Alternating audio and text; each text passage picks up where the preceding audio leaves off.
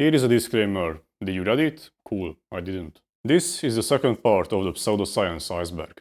In the last part I explained pseudosciences that are not really pseudosciences, they just predate the scientific method and are rejected hypotheses and stuff like that. But today we are getting into real pseudosciences, mainly ones that are somehow inspired by religion or other mythological beliefs. They are on top of the iceberg since if you already believe in some religion or some mythology or stuff, then it's also easier to believe in these pseudosciences. Like ghost hunting. There are two types of ghost hunting. The boring Western one, where they go into an abandoned building and fuck around with an Ouija board. Ouija. They try to detect ghosts with magnets because science. A thermal camera because ghosts leave behind cold spots.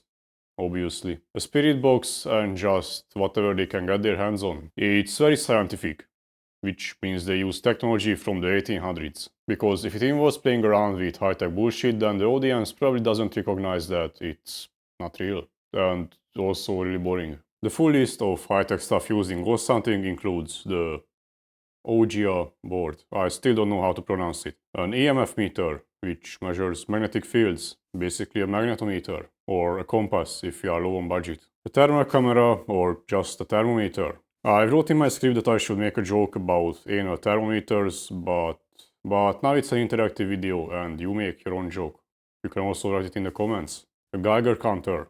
It counts Hans Geigers, hence the name. It actually measures radioactive stuff, because ghosts are radioactive, obviously. Ghost boxes, which people are actually selling online, and some people are actually buying it. It can scan AM and FM frequencies, not like anyone knows what they mean, but it's basically just a radio. That's right, you can use your 2003 Suzuki Ignis to detect ghosts. Or if you drive a pickup truck, you can also create them. A barometer, which measures air pressure. The good ones also measure humidity. And finally, motion sensors.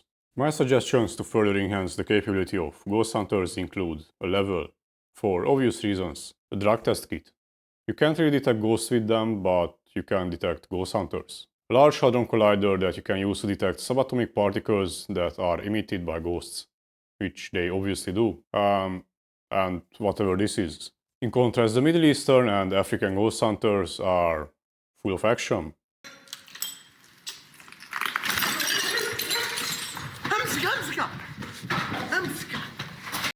No high-tech bullshit, just chasing ghosts and being chased by ghosts. Instead of tense music, as we are looking at a magnetometer that is displaying a slightly different value, here something is actually happening. Unfortunately, these videos are just as fake as the Western ones. Or are they? Aura is what Zoomers have. But in the past, like 3 years ago, it referenced human energy fields. Yes, humans emit energy fields. What kind of energy it is, and how much, and how can we detect it? These are boring questions for real science. But here we operate on a higher level of consciousness, and our source of truth is a random website from 1997, and a random guy who emits a really strong aura. Emits an aura as in he smells really bad. The concept comes from Charles Webster Leadbeater, who probably was not only beating lead but also snorting it in significant quantities, which explains some of his ideas. These ideas are originally influenced by some Hindu and or Buddhist ideas, namely chakra. Oh, and he also discovered that man came from Mars, while some of them came from the moon. Obviously. Anyway, some other guys further developed on his ideas, like Christopher Hills in his book called Nuclear Evolution, written in 1977. You know it's reliable and very scientific because it has the word nuclear in it. Just like when a company has AI or .com in its name, then it's a solid investment. Anyway, these kind of pictures come from these guys and not from Hinduism or Buddhism. So it's not actually an ancient, long-lost science, not as it would make it any more legitimate. It's basically just shitposting before the internet. It's a recurring thing you will see, just like with ghost hunting or talking with ghosts. People just create a bullshit problem and then sell a bullshit solution, like aura cleaning.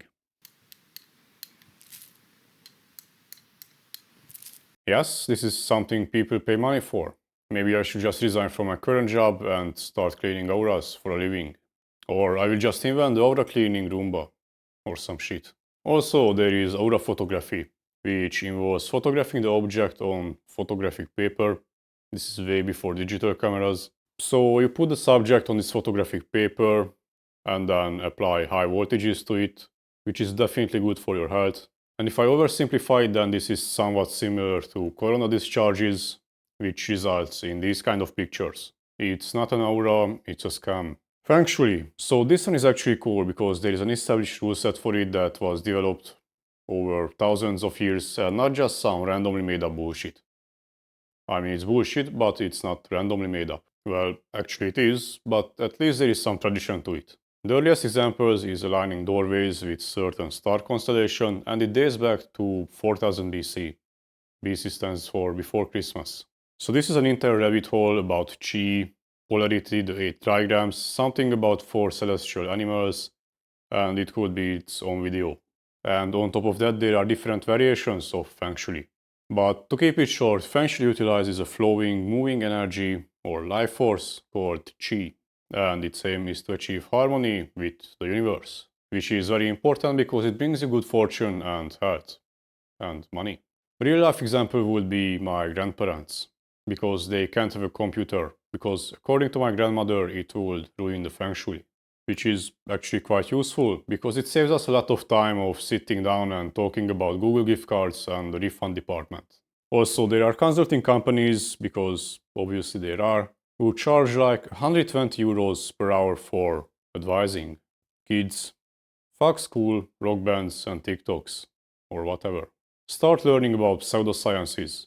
There is a lot of money in it. Astrology is basically telling the future based on the time you were born. The simple one is based on your birth month, with corresponding signs of Capricorn or Goat, Aquarius or Water Bearer. Yeah, I changed my mind, I won't list all of them, I will just put a list on here.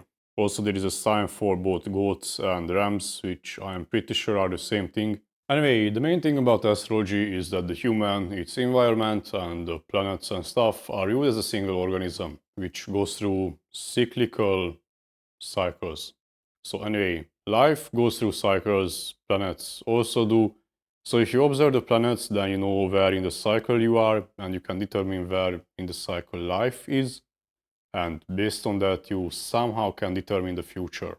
Also, fun fact, the 12 signs are not related to the 12 months, but 12 star constellations, which the sun somehow crosses on the sky, somehow. Also, fun fact that the Earth's rotational axis is not fixed, but wobbles. Wobbles is the scientific term for it. You can quote me on that. Which basically means that the starting and ending date of these signs slowly changes over time. And here it gets more unhinged. Because the 12 signs also have polarities, with popcorn from December 22 to January 14 being negative, and afterwards each sign alternates between negative and positive. They also have elements, which are, you have probably guessed, are earth, air, water and fire.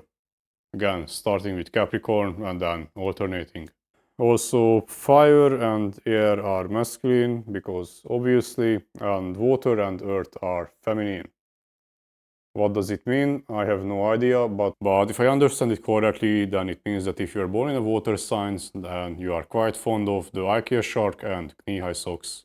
Also, signs have modalities, which are cardinal, fixed and mutable. Don't ask me how it works, I have no fucking idea. I have no clue what's going on, and we are not even halfway finished with astrology. The 12 signs are also linked to planets, and the sun, which is not a planet. Also the moon, which is also not a planet. How are they linked? It depends on who you ask. This is not a joke. Different sources have different pairings. To skip to the end, I will show you a real astrological chart I did for myself. You know it's accurate because I found it on the internet and it was free. I just entered my birth stuff. Friday in 1969, born at 4:20 in Batman. It's a real city, look it up.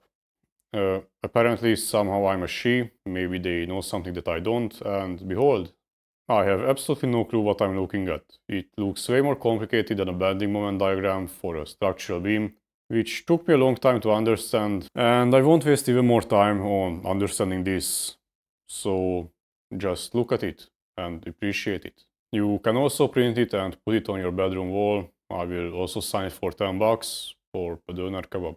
Much like Feng Shui, it could also be its own video because, as you have probably noticed, it's really complicated and it will take a long time to explain it in detail, which I will not do because I can't be bothered. Which is probably a big mistake because I'm pretty sure that I will be making more money with this than with being an engineer. But you get the idea, it's basically fortune telling based on your birth date. Scriptural codes or Bible code. You take the Bible and every nth letter, N is a whole number. And using this method you get divine messages like WTC, plane crash, shuttle lost, Kennedy lost. As you can see, this is a totally legit science that predicted Hello Kitty and Bugs Bunny. Obvious problems with this science, apart from the previous examples, are you can just pick your translation of the Bible, the spacing of the letters, and the section of the Bible freely. And eventually you will get a meaningful something in the vast amount of random letters. Or just take pi, write it in base 26 or however many letters the English alphabet has, and it's guaranteed that you will find something. Well, since pi is infinite and non-repeating, you will pretty much find everything in it. Quranic scientific foreknowledge. It's a form of religious apologetics, mostly for Islam, but some versions also exist for other religions. So it's basically just interpreting certain verses in a very vague way, and then claiming that these verses present accurate scientific information that was unknown to the people at the time who wrote the book. And therefore it must have been inspired by Allah or the particular god of that religion. Some examples are the prediction of Big Bang, the speed of light, and the expansion of the universe. As I said, the interpretations are really vague, so it can't really be used for scientific discoveries. It's actually the other way around, that when scientific discoveries are happening, then they somehow try to fit it into the text. And that's it. Cryptozoology is the scientific field of studying mythological animals. There are also some YouTube channels specifically focusing on cryptozoology and gooning. Apparently, these two scientific fields are closely related.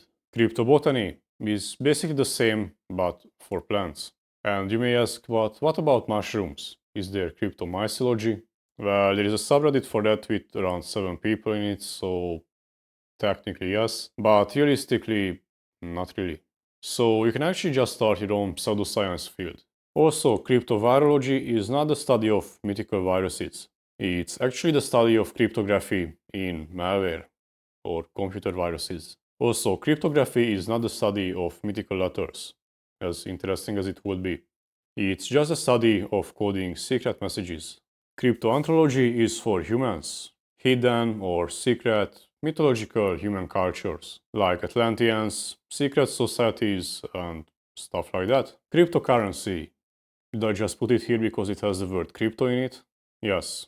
But to think about it, the usual explanation and marketing pitch of many of the crypto scams about infinite growth, passive income out of nothing, is pretty unscientific when used from the perspective of economics. But yes, it's only here because it sounds similar to the other crypto stuff. Scientology. Oh boy, I hope I will not get sued. It's basically a religion but has some pretty pseudoscientific ideas, like the E-meter, or US patent 268 whatever. The E-meter is used during auditing or trying to recruit new members. Allegedly, it registers emotional reactions. And it works by floating a current inside another current, which sounds pretty much like a ketamine-induced shitpost on Twitter from a person who is desperately trying to appear very smart. But luckily for us, the submitted patent contains a circuit diagram. The arcane markings you can see on the screen depict an overcomplicated Wheatstone bridge. What is a Wheatstone bridge? I'm glad you asked. Basically, it's an electrical circuit used to measure resistance. That's right, the emitter measures your electrical resistance. It does not register emotional reactions. And it does not cure certain illnesses that the church claimed they do. Claimed until the FDA politely asked them to stop, at which point they politely stopped. Dianetics is the general pseudoscientific belief system of Scientology. The emitter is part of it. It's basically alternative psychology, claiming that the humans have two minds, the analytical mind and the reactive mind. The reactive mind is the unconscious part, basically a record of shock, trauma, pain, and other harmful memories. These are the engrams. And Dianetics' goal is to erase these engrams in the reactive mind to achieve a state of clear. These engrams or harmful experiences also include prenatal memories. Prenatal means before pregnancy. Yes, the South Park sketch about Scientology is basically accurate. You can have bad memories from past lives and even from extraterrestrial civilizations. But this goes more into the religion part, which is not the topic of this video. The topic is that achieving a state of clear can increase IQ, cure asthma, allergies, tinnitus, sinusitis, and bursitis, whatever they are. Or at least these were the claims until the FDA politely asked them to chill out. At which point they politely chilled out. Purification rundown. Still at Scientology. It's a detoxification program. You just know it's going to be good. Scientology and detoxification are pretty good by themselves, and now they do the fusion thing from Dragon Ball Z. Or something. I don't know. I never watched it. I only watch My Dear Friend Nokotan and other artistic anime. To clarify due to my accent, it's artistic and not autistic, which I'm not. I got tested. Since it's in a pseudoscience iceberg, you may have correctly guessed that there is no scientific evidence that it works. On the contrary, there is scientific evidence that it's actually harmful. By harmful, I mean that there is a risk of heat stroke, brain injury, heart problems, organ failure, and minor side effect called fucking dying. So, what is it? Well, first you take vitamin B3, and since the daily recommended level is about 50 milligrams, you take 100, obviously. And then you gradually increase it until 5 grams, that is 5000 milligrams, which, in case you are bad at math, is way above the recommended levels. So much so that there is a risk of dying due to liver failure. But on the upside, you can have diarrhea and start vomiting, alongside headaches, abdominal pain, rash, and things like dyspepsia, rhinitis, and pruritus, which I have no idea what they are.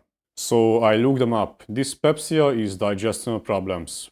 Pruritus is basically itching. And rhinitis is, well, you have a runny nose.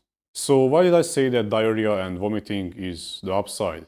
Simple. Because when liquids are exiting your body on both ends, it not only removes toxins, but also radiation. Because of course it does. I initially put purification rundown on the top of the iceberg because it's part of a religious pseudoscience, but given that you can actually die from it, it should be way lower down, near the bottom. Also, did I tell you that the several week-long torture, program, costs around $5,200 back in 2009? Also, it involves sauna and light exercise, so that you sweat. Because sweating, as you all know, removes toxins and radiation. But enough of that. Let's do modern apologetics. Yay. So you have probably noticed that scientific discoveries, like the fact that the Earth is not the center of the universe, contradict certain holy books. In the past, they just sent the Inquisition after you, which is basically the watered-down bootleg version of the organization with the same name from Warhammer 40k. But nowadays, killing people is illegal. Mostly. So if you point out that reality contradicts certain holy books, then some people, usually scammers, will come up with pseudoscientific theories trying to explain why reality is not really real. Or at least that's the modern version of apologetics. It's mostly present in the United States in Christian circles, done by people who are definitely devout believers, and under no circumstances do they only use the pretext of religion to scam actual religious people. First one is scientific creationism, which is a collective term of pseudosciences that aim to reconcile the creation in 7 days, as described in Genesis, with modern scientific findings. So, as you may know, evolution contradicts the 7-day creation myth. Mostly the parts where God created every living being in their current form, as they are today. And the answer to that is creation biology, which basically reinterprets Genesis, the first part of the Bible, that God did not create distinct species that exist today, but only kinds of animals that later evolved and speciated into the stuff that you see today. It accepts that microevolution exists. The problems with these are that kind is a made-up classification with no scientific basis, and whatever distinct kinds creationists come up with, you can always find a common ancestor between them. Microevolution is another meaningless term that implies that evolution happens within a species, but not to a degree that will result in speciation, so that there is no significant difference between a specimen and its very distant ancestors. English is hard. So basically a species of dinosaurs might evolve to have different size or color or whatever, but they would never evolve into modern avians. And there is no explanation what kind of mechanism would prevent this. There are countless videos that go way deeper into this, either in creation biology or just creationism in general, that explain these problems way better than I could ever do, but you get the basic idea. I have also put Baraminology on the iceberg before I even knew what it was, but it's basically the same. It's more focused and aims to be a pseudoscientific alternative specifically to cladistics, or the classification of living organisms. This also includes dead living organisms. No, it's not an oxymoron. And basically that's Baraminology. Nothing special. Creation cosmology and astronomy. Not to be confused with astrology. So another problem is the age of the Earth, which is around 4 billion years old, while the universe in general is about 13, compared to the 6,000 claimed by creationists. And creation cosmology aims to reconcile this. It's some highly mathematical stuff that would take way too long to explain. But in short, they basically have alternative hypotheses, like actual suggestions for alternative theories, which is more than most pseudosciences have. But the problem with this is that they can be tested, and real-world observations contradict these predictions, so obviously they don't work. Also fun stuff, some younger creationists reject the existence of the Kuiper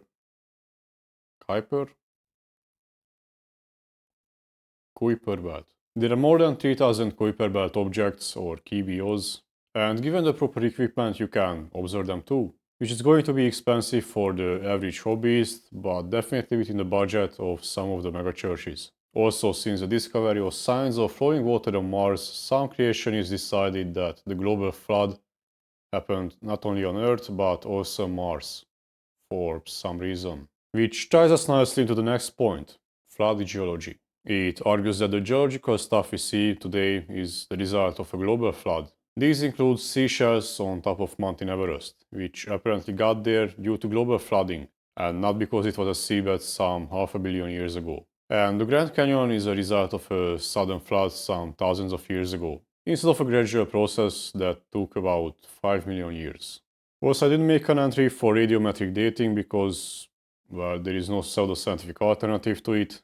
It's basically just the misuse of radiometric dating, like carbon dating, which works on samples between 300 and 40,000 years old. Otherwise, it will give you a result that is somewhere between inaccurate and unreliable. And some creationists send parts of recently deceased animals, like bones and stuff like that, to carbon dating.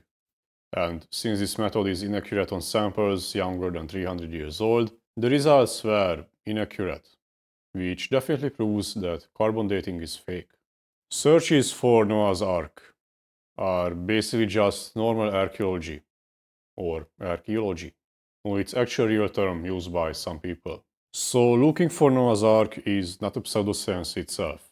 It's basically archaeology, as I said. I mean, we already found things that were thought to be mythical, like the city of Troy. The problem with this is that they somehow narrowed down the location to Mount Ararat in Turkey, northeast from Batman, without any actual evidence. And they just generally have an unscientific approach to finding it, like ignoring contradicting evidence, which I was told is a problem, untestable hypotheses, and so on. It's actually not that exciting. Intelligent design is another umbrella term arguing that certain aspects of reality are not done by chance, but by an intelligent designer. This includes both physical constants and stuff related to evolution.